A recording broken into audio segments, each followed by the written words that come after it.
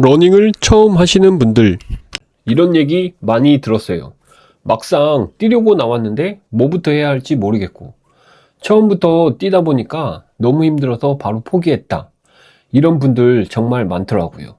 저도 그랬어요. 달리기를 하면 그냥 나가서 뛰면 될 것 같은데, 막상 시작하려고 하면 속도는 어떻게 해야 되는지, 얼마나 뛰어야 되는지, 걷는 건 괜찮은 건지, 이런 것들이 헷갈리면서 괜히 부담부터 생기거든요.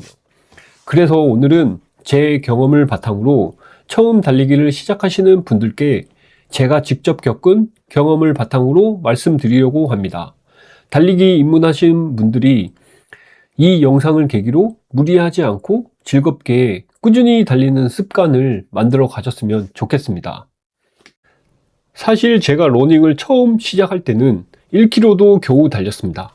그런데 연습을 조금씩 하다 보니 어느새 3km를 가볍게 달리는 제가 너무 신기하더라고요. 그러다 보니 욕심이 생겼습니다. 같이 달리는 친구들보다 더 잘 뛰고 싶고 기록에도 집착하게 됐어요.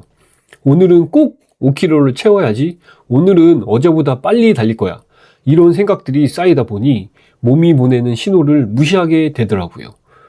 아픈 종아리에 파스를 붙이고 출근했던 날들, 지금 생각해보면 욕심을 부린 대가는 결국 부상이었습니다.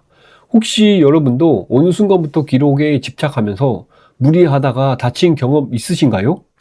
제가 처음 달리기를 시작했던 이유는 기록도 경쟁도 아니었습니다. 그저 우울한 마음을 씻어내고 싶었을 뿐이었어요. 그런데 어느 순간부터 달리기가 즐거움이 아니라 부담이 되어버렸습니다. 그래서 저는 결심했습니다. 천천히 조금 더 오래 달려보자고요. 러닝 모임에서 하프 마라톤을 준비하시는 분께 어떤 속도로 달리시냐고 물어본 적이 있습니다. 그분이 이렇게 말씀하시더라고요. 요즘은 일부러 천천히 달려요. 자세랑 호흡을 다시 만들고 있어요. 그 말을 듣고 깨달았습니다.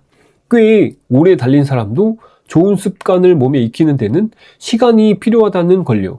인생도 달리기도 참 비슷합니다. 급하게 가면 결국 다시 출발선으로 돌아옵니다. 그럼 도대체 어떻게 천천히 달려야 할까요? 기준은 간단합니다. 옆 사람과 대화가 가능한 속도. 이 속도로 달리면 호흡이 무너지지 않고 자세를 느낄 여유가 생깁니다.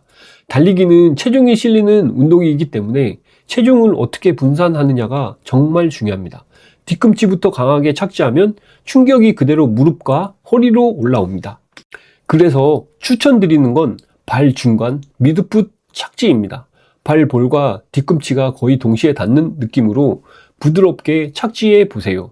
완벽하지 않아도 괜찮습니다. 중요한 건 다치지 않고 계속 달리는 것입니다. 이제 본격적으로 달리기를 시작하기 위한 준비 이야기를 해볼게요.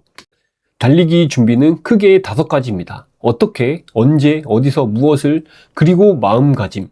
먼저 어떻게 달릴지 초보자라면 혼자 고민하지 말고 러닝 앱의 도움을 받으세요. 스마트폰과 이어폰을 준비하고 음성 안내를 들으며 달리는 방식이 가장 부담이 적습니다. 이어폰은 달리면서 빠지지 않는 게 중요하고 가능하다면 주변 소리를 들을 수 있는 오픈형 이어폰을 추천드립니다. 다음은 언제 달릴지입니다. 계획 없는 달리기는 작심삼일도 못 갑니다. 달릴 요일과 시간을 미리 정해서 달력에 적어두세요. 그리고 쉬는 날도 반드시 정해 두셔야 합니다. 달리는 날만큼이나 쉬는 날과 쉬는 방법은 정말 중요합니다. 운동할 때보다 회복될 때 실력이 쌓이거든요. 꼭 완전히 쉬지 않아도 괜찮습니다. 가볍게 동네를 걷거나 천천히 산책하는 정도면 충분합니다.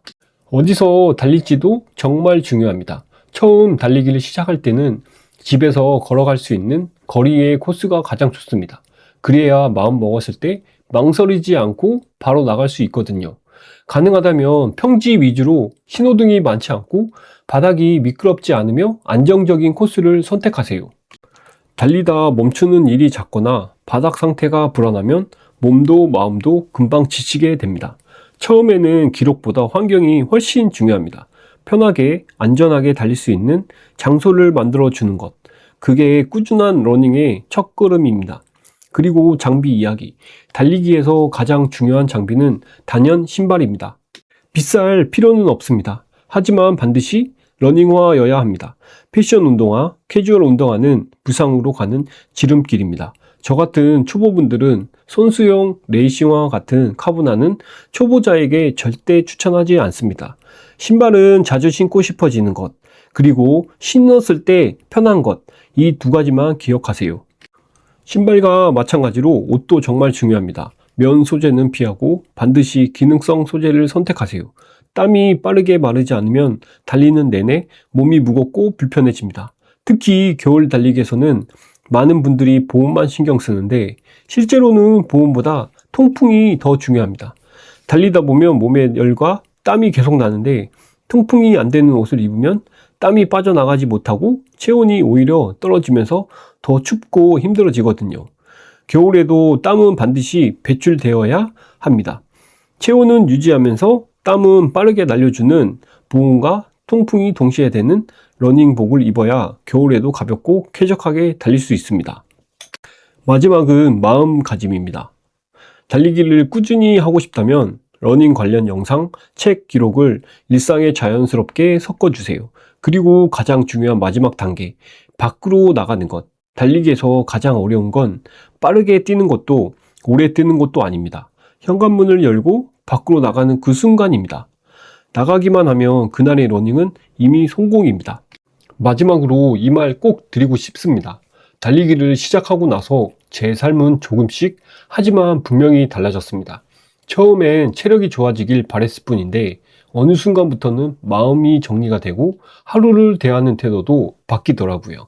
중요한 건 욕심내서 빨리 가는 게 아니었습니다. 조금 느려도 멈추지 않고 계속 나가는 것. 그게 저를 여기까지 데려왔습니다. 달리기를 통해 제가 깨달은 건 하나입니다. 인생을 바꾸는 힘은 속도가 아니라 지속성이라는 것. 오늘도 그저 한 걸음, 어제보다 조금 더 오래 달리는 것. 그게 제 경험이 말해주는 진짜 변화의 시작이었습니다. 천천히 그리고 오래. 그게 진짜 달리기입니다. 그리고 다시 한번 강조하자면 겨울 달리기에서는 보온과 통풍을 동시에 잡아주는 러닝복이 훈련만큼이나 중요합니다. 제가 직접 사용해보고 초보 러너분들께 괜찮다고 느꼈던 기준들은 아래 댓글에 정리해 두었으니 필요하신 분들은 참고해 보셨으면 좋겠습니다. 러닝은 결국 빨리 가는 사람이 아니라 끝까지 가는 사람입니다. 지금 도전해 보세요. 여러분의 첫 달리기를 진심으로 응원합니다.